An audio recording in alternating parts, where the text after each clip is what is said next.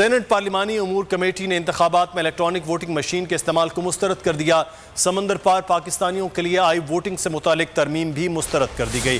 Saint انتخابات open ballot سے کرانے کی ترمیم بھی مسترد کر دی گئی۔ حکومتی ارکان احتجاجاً قائمہ کمیٹی اجلاس سے واک آؤٹ کر گئے۔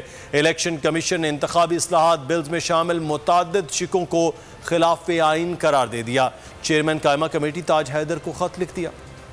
انتخابات میں الیکٹرانک ووٹنگ مشین کا استعمال مسترد، سمندر پار پاکستانیوں کے لیے آئی ووٹنگ کی ترمیم بھی رد، سینٹ انتخابات اوپن بیلٹ سے کرانے کی ترمیم بھی مسترد کر دی گئی۔ سینٹ کی پارلیمانی امور کمیٹی کے اجلاس میں کثرت رائے سے بڑے فیصلے ہوئے۔ اس سے قبل اعظم سواتی نے چیئرمین کمیٹی تاج حیدر سے کہا ووٹنگ کرانی ہے تو حکومتی ممبر سمینہ ممتاز کو آن لائن لیا جائے جو طبیعت ناسازی کی وجہ سے لاڈجز میں ہیں۔ تاج حیدر نے کہا ووٹ صرف اس کا ہوگا جو موجود ہوگا۔ تاج حیدر کا صاف جواب سن کر حکومتی ارکان کمیٹی سے واک آؤٹ کر گئے، جس کے بعد ووٹنگ میں باقی ماندہ کمیٹی ارکان نے کثرت رائے سے تینوں ترامیم مسترد کر دیں۔ دوسری جانب الیکشن کمیشن نے انتخابی اصلاحات بلز میں متعدد شقوں کو خلاف آئین قرار دیا ہے۔ الیکشن کمیشن نے چیئرمین قائمہ کمیٹی تاج حیدر کو خط لکھ دیا۔ خط میں کہا گیا ہے کہ ای وی ایم الیکٹورل فراڈ یا انتظامی بد امنی کو نہیں روک سکتی۔ ای وی ایم میں بائیو میٹرک شناخت کا کوئی نظام نہیں۔ ای وی ایم کے استعمال کے اخراجات 150 ارب روپے ہوں گے۔ کثیر رقم خرچ کرنے کے باوجود الیکشن کی ساکھ اور شفافیت مشکوک رہے گی۔